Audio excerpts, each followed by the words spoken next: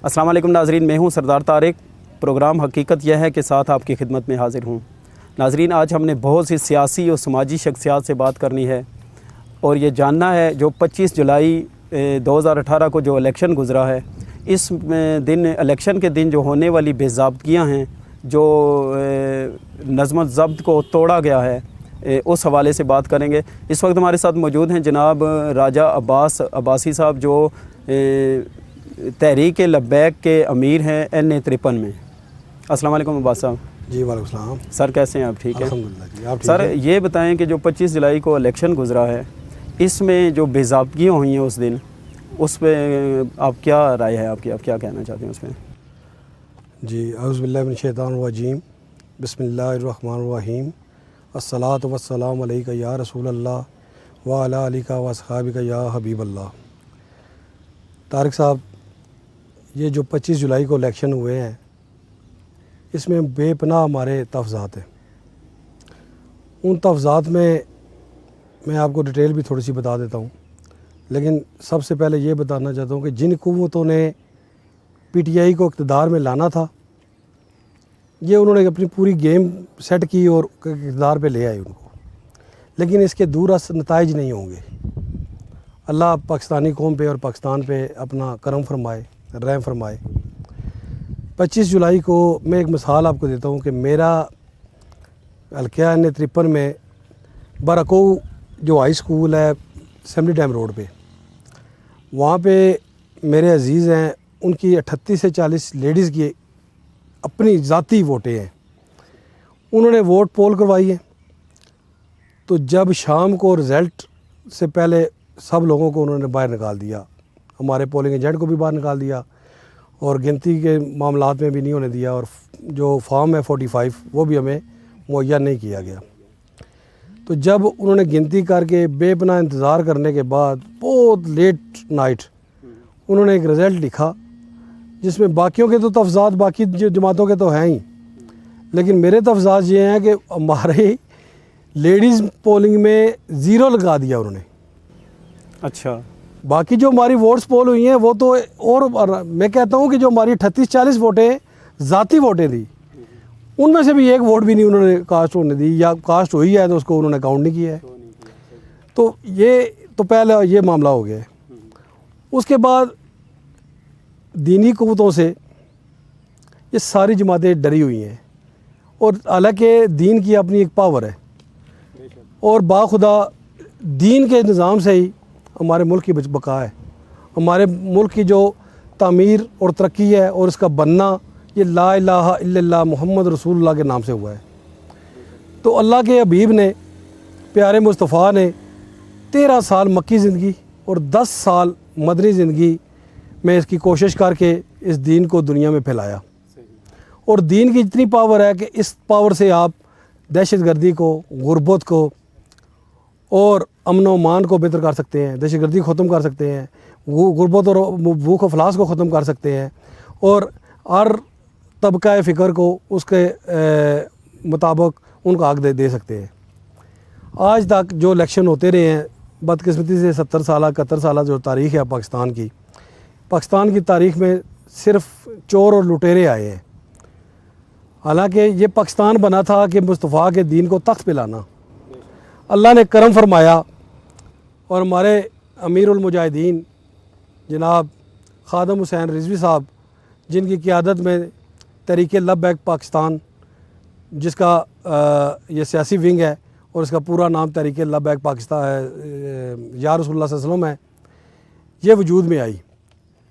और जो कुफ्र के अवान हैं उनमें लर्ज़ा तारी हो गया, क्योंकि हमारा एक ही मौक़िफ़ है कि हमने मुस्तफ़ा के दीन को तख्त पे लाना है। तो जब मुस्तफ़ा के दीन को तख्त पे लाने के लिए हमने कोशिशों का आगाज़ किया, तो बेपनाह हमारे रास्ते में रुकावटें डाली गई, रोड़े अटकाए गए। अल्हम्दुलिल्लाह उसके बावजूद भी मीडिया के हिसाब से, गवर्नमेंट इलेक्शन कमीशन के हिसाब से भी हमने 22 लाख वोट लिए। ये जमात बने हुए अभी देख लें कि 4-6 महीने 8 महीने हुए हैं इसको, लेकिन इतनी बड़ी पजीराई आज तक किसी जमात को नहीं मिली, इतने कम टाइम में। और सबसे बड़ी मैं यही कहता हूँ कि मेरे में खूबी नहीं है, मेरे कायदीन में ये खूबी नहीं है, हमारी निस्बत रसूल की वजह से ये मामला हुआ है। और जब निस्बत रसूल हो तो निस्बत रसूल की इतनी ताकत है कि हर बंदे के दिल पे ये असर करती है।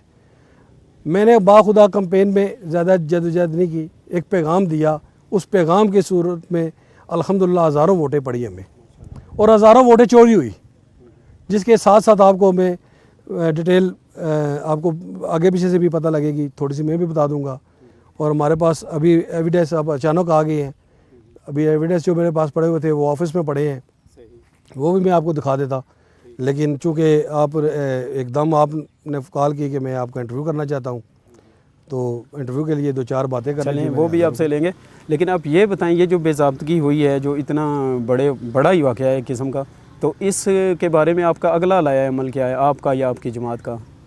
देखिए जी, हमारे एक कराची में हमारी सीट है, पहले उन्होंने 63,000 के वोट हमारे जो MNA की सीट से लड़ रहे थे 63,000 की वोट शो की है। सही। बाद में 52,000 वाले PTI वाले को उन्होंने फतेह विन कर दिया। ठीक। हमें दूसरी नंबर पे दे दिया, तीसरे नंबर पे बिलावल साहब है। सही। तो ये देखें कि 63,000 वाला जीता है या 52,000 वाला जीता है, लाजमी बात है। इतना ये आप देख रहे हैं कि किस तरह के फिक्स हुए हैं ये इलेक्शन। इस इलेक्शन में अगर खान साहब को उन्होंने सेलेक्ट ही करना था तो वो एक मार्शल लॉ लगा कर कहते यार ये हमारा बंदा है, इसने पाकिस्तान को आगे लेके जाना है, तो हमें क्या ज़रूरत थी इतनी जदोजहद करने की। हमने तो इस इस्लामी जमहूरिया पाकिस्तान में जदोजहद की, अपना जमहूरी हक़ इस्तेमाल किया और अमन अमान को बेहतर से बेहतर करके और अपने जितने भी हमारे वर्कर हैं उनको ठंडा करके तो इस इलेक्शन में हम आए हैं।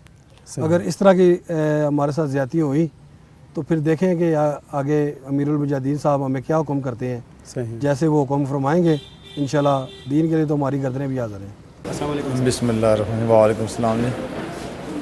कल पहले टाइम पोलिंग की बच्ची बड़ी अच्छे तरीके से शुरू हुई और सारा दिन पुरअमन रही।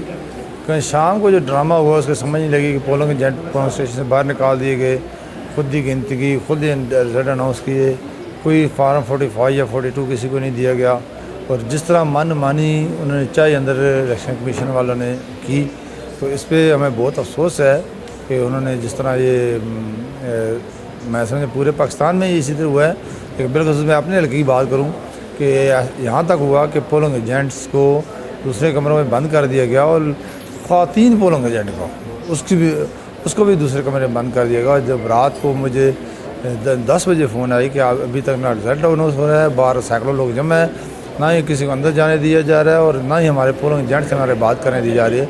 फिर मैं खुद चला गया पोलिंग स्टेशन पे, वहाँ जाके जब गया तो ताला लगा हुआ था अंदर कमरे में और फिर बड़ी मुश्किल से मैंने दरवाज़ा खुलवाया, अंदर गया तो पोलिंग के अफसर सारे मौजूद थे, रिज़ल्ट उनके सामने पड़ा था सारा।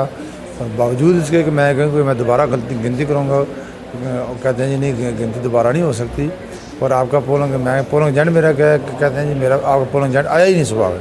हालांकि वो उन्होंने दिन को सारा दिन वहाँ था और शाम को निकाल के दूसरे कमरे में उन्होंने बंद कर दिया था।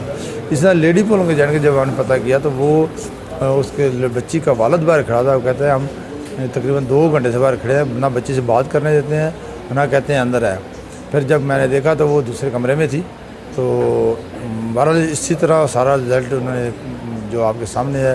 बाकी यहाँ गोल्डा में बात करूँ तो यहाँ भी इसी तरह पोलिंग एजेंटों को बाहर निकाल दिया, बाद में रिज़ल्ट सारा तैयार किया। अगर मैं G10 की बात करूँ, G10 में भी इसी तरह हुआ। इसी तरह सराय खरबूजा जगह है, वहाँ पर भी इसी तरह रात 10 बजे के रिजल्ट उतारा, उसके बाद रिजल्ट उन्होंने दिया।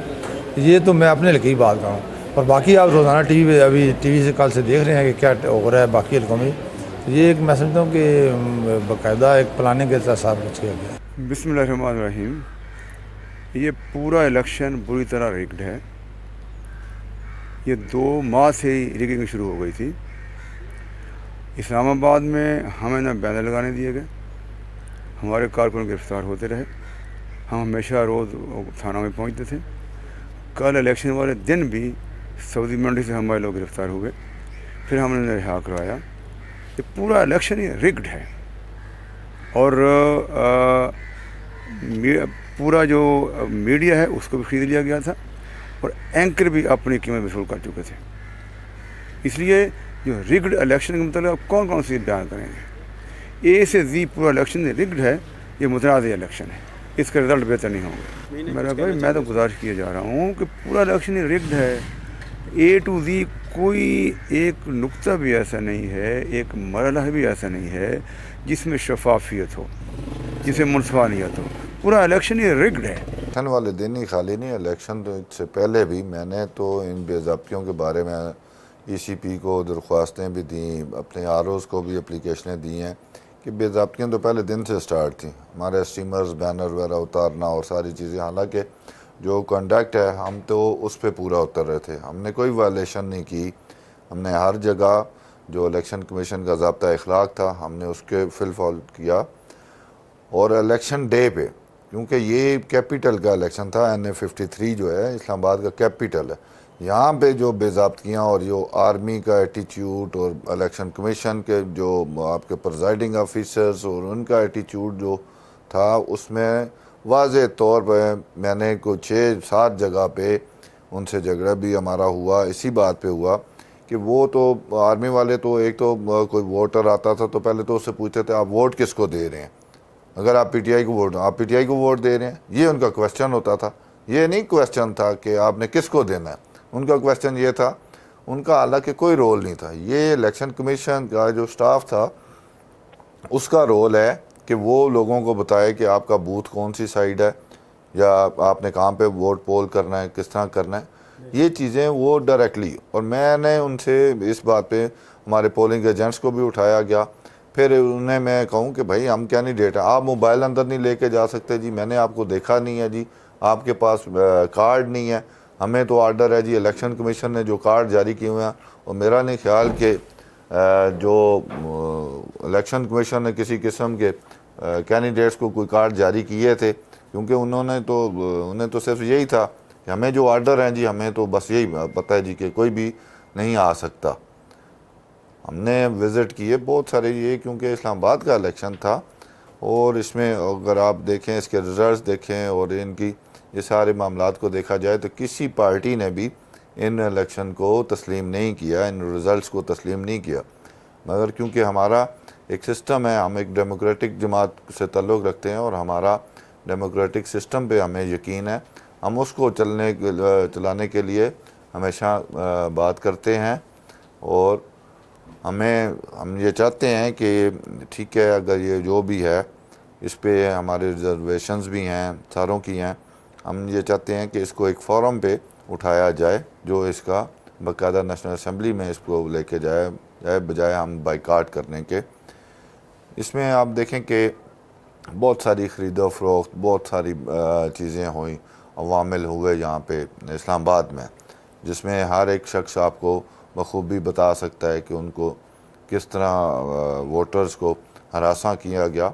और क्योंकि मैं एक लोकल रिप्रेजेंटेटिव था और मुझे जहाँ तक मैंने जो कैंपेन स्टार्ट की थी उसके अल्लाह ताला के करम से उसमें हमारी कामयाबी भी थी। और दूसरी चीज़ ये है कि जब आप वोट काउंट्स करते हैं तो आपके जो पोलिंग एजेंट्स वगैरह हैं, आप उनको बैठने दें, उनके सामने बैलेट पेपर को शो करना चाहिए कि कितनी वोट्स हैं, उनको बाकायदा निशान दिखाना चाहिए कि कौन से पे। ये नहीं कि इनके पास तो इस्लामाबाद में अगर फॉर्म 45 नहीं है तो बाकी दूसरे अजला के तो आप छोड़ ही दें ना, जहाँ पे इलेक्शन कमीशन ख़ुद मौजूद है, जहाँ पे अगर इसमें इस्लामाबाद का ये हाल है जो कैपिटल है, तो बाकी आप क्या अंदाज़ा लगा सकते हैं जी, हमारे पास फॉर्म 45 नहीं है जी, 46 नहीं है, 47 नहीं है जी, आप सादे पेपरों पे लोगों से साइन करा के उनको रिज़ल्ट दे रहे हैं और बना के कह रहे हैं जी इसकी पिक्चर ले लें। पिक्चर वो कैसे लें? दूसरी चीज़ ये थी कि कम अज़ कम ये जो इलेक्शन कमीशन ने जो पाबंदी लगाई कि जो आपके पोलिंग एजेंट्स हैं या उनके पास मोबाइल ना हो, मोबाइल होना उनके पास ज़रूरी है। उन्होंने कोई वायलेशन तो नहीं करनी ना, वो तो बैठे हुए हैं। अगर खुदा न खास्ता कोई सिचुएशन ऐसी आती है तो वो अपने नुमाइंदे से या अपने उम्मीदवार से रब्ता तो कर सकते थे। ये तो उन्हें तो ना बाहर निकलने की इजाज़त थी। जब एक पोलिंग एजेंट है, आप एक बार वोट के अगर वॉशरूम गया तो उसके बाद उसे कहा जी नहीं अब आप नहीं बैठ सकते।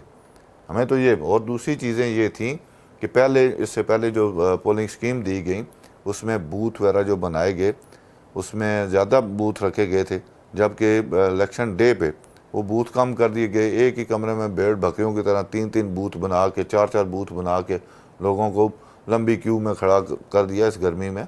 ये चीज़ें सारी जो हैं ये नेगलिजेंस है ECP की, जिसने ये इलेक्शन कंडक्ट किया। और हमारे चेयरमैन का भी जो मुतालबा है कि चेयरमैन इलेक्शन कमीशन और सेक्रेटरी इलेक्शन कमीशन और मेम्बरान जो ECP सारा है वो रिज़ाइन करे। जी बिल्कुल नहीं बैठने दिया। बहुत सारे पोलिंग स्टेशन ऐसे हैं जहाँ पे नहीं बैठने दिया गया, बल्कि मैं एक G7 में पोलिंग स्टेशन था, वहाँ पे तो लाइट ही बंद कर दी गई 5 बजे। ये G7-4 का गालबन पोलिंग स्टेशन था, वहाँ उस वक्त मीडिया वाले भी काफ़ी बाहर खड़े थे, तो उसी वक्त मैंने ये निशानदेही, इन चीज़ों की निशानदेही मैंने उसी दिन कर दी। ये नहीं कि मैं आज इस बात के रिज़ल्ट्स के बाद, हमने तो पहले दिन से ही इस चीज़ के बारे में, मैंने आपको पहले बताया ना कि हम तो निशानदेही करते रहे कि आप ये चीज़ें मत करें, क्योंकि यहाँ पे सिर्फ एक चीज़, एक स्ट्रीमर जो आज़ाद कैंडिडेट्स हैं या दूसरे जो हैं छोटी जमातों के, उनके तो आप चलने दे रहे हैं। पीपल्स पार्टी क्योंकि एक लार्जेस्ट पार्टी है, उसको डाउन करने के लिए, ताकि लोगों को इल्म ही ना आए कि पीपल्स पार्टी का कोई कैंडिडेट है, जितने आप बैनर्स वगैरह लगाते रहे हैं वो सारे उतार दिए जाते थे। बल्कि एक बार तो कराची कंपनी पुलिस स्टेशन में मेरे जो सपोर्टर्स हैं उनको भी बंद किया गया। अगले दिन दूसरे 12 बजे मैंने उनकी फिर बेल वगैरह करवाई कि वो उन्होंने कहा जी वायलेशनिंग हो रही है जी 188 की। देखिए ना जी 144 आपने अगर यहाँ पे लगा दी है तो ये इलेक्शन तो ना हुआ ना, कि जहाँ पे आप 10 बंदे नहीं इकट्ठे कर सकते। हमने कोई किसी को फातिहा पे तो नहीं जाना होता था ना, कोई इलेक्शन कैंपेन में लोग तो होते थे, मगर उसके बारे में हमने फिर भी इन रिटर्न जो हमारी अगर रैली हुई, कोई मीटिंग हुई, कॉलम मीटिंग हुई, तो हम एडमिनिस्ट्रेशन को इन्फॉर्म करते रहे। मगर उनका एटीट्यूड ही ऐसा था कि वन साइडेड इलेक्शन वाला उन्होंने करना है, कि ताकि कोई दूसरा कंटेस्टेंट हो ही ना। ये तो ऐसा एक प्री पोल जो है रिगिंग थी, और हम इस बारे में हमारे बहुत सारे तहफ़्फ़ुज़ात हैं। नाज़रीन, सियासी और समाजी शख्सियात के साथ साथ आम लोगों की राय जानते हैं कि इलेक्शन के दिन के हवाले से इनकी क्या राय है। जी अस्सलाम वालेकुम। वालेकुम सलाम। ये इलेक्शन के दिन जो मुख्तलिफ पोलिंग स्टेशंस की जो सूरत हाल थी, जो बेज़ाब्तियाँ हुई हैं, उस हवाले से आप क्या कहना चाहेंगे? जो बेज़ाब्तियाँ हुई हैं लेकिन उसका अभी प्रूफ नहीं है, वो कंफर्म्ड नहीं है। ये हम सो कॉल्ड जो मर्ज़ी, जिसका मर्ज़ी दिल चाहे वो कह देता है कि अभी बेज़ाब्ती हुई है। जैसा कि आपको पता है कि जितना भी इलेक्शन हुआ है ये सरासर धंधली है, सरासर सरकारी लोग इसमें इन्वॉल्व थे। मेरे अपने हलके की, अपनी वार्ड की, मैं यूनिकॉन ऑफ देवल मरी से मेरा ताल्लुक है, हल्का NA 57 है। हमारा ख़ुद अपने पोलिंग स्टेशन पे जो बंदा बैठा हुआ था वो एक सरकारी एजेंट था, सरकारी मुलाजिम था। मैंने जब पोलिंग ऑफिसर से जाके बात की तो मुझे कहता आपको इससे क्या तकलीफ़ है? मैंने कहा यार मैं यहाँ का वोटर हूँ और यहाँ पे ज़्यादतियाँ हो रही हैं और धंधली हो रही है। ये जितना इलेक्शन है ये सरासर धंधली है। इस तरह तो हमने नहीं देखा, लेकिन उसके जो थे या PTI का या इसका जो मुखालिफ और उम्मीदवार थे, उसके जो टेंट वगैरह लगे हुए थे उसमें बिल्कुल खामोशी थी। और शाम को जब रिज़ल्ट आया तो उसका जो है ना सब जगहों पर इसका जो है ना वोट फिर ज़्यादा ही निकले। तो अभी अंदर तो हम नहीं थे, हमने तो वोट पुल करा के निकल आए, और जितना हमने देखा तो उस टाइम इसका इतना वो नहीं था रश या इसी तरह एक्टिविटी। लेकिन जब शाम को रिज़ल्ट आया तो सब कुछ जो है ना इसी तरह हो गया। बस बहरहाल बात ये है, तो जो भी हुआ पाकिस्तान में सो हुआ, बट आपने उसके बाद जो नई हुकूमत आ रही है उसको चाहिए तौर तरीका अपना अपनाए, आगे पाकिस्तान की तरफ रुजू होए। जो भी हैं तकरीबन जो भी सरकारें धांधली हुई है, जो भी इंसान कहता है यार जी पाकिस्तान की तरफ से क्या नाम है, मेरा यही पैगाम है। मैं खुद आज़ाद कश्मीर का रहने वाला हूँ। पाकिस्तान में जो भी आ रहा है इसको नया पाकिस्तान का सोचना चाहिए, जो भी आ रहा है तकरीबन। तो मैं यही पैगाम सबको देता हूँ, जो आने वाला भी होगा या जो पंजाब की सूरत हाल आपको नज़र आती है, सिंध की नज़र आती है, बलूचिस्तान की नज़र आती है, हमारा कैपिटल एरिया इस्लामाबाद, इसमें हर चीज़ इंसान को चाहिए यार जी क्या नाम है उसका, बेशक वो करें। तो बस मेरा यही पैगाम है सबको कि पाकिस्तान नहीं हो, पाकिस्तान के साथ चलें, जो भी हो रहा है वो उसके साथ चलें आप।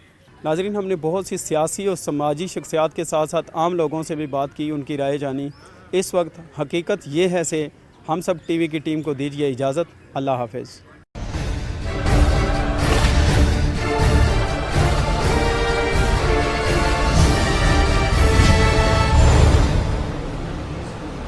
Please subscribe to Humsub TV and hit the notification icon on the screen to get the latest updates of our channel. Thank you for watching Humsub TV.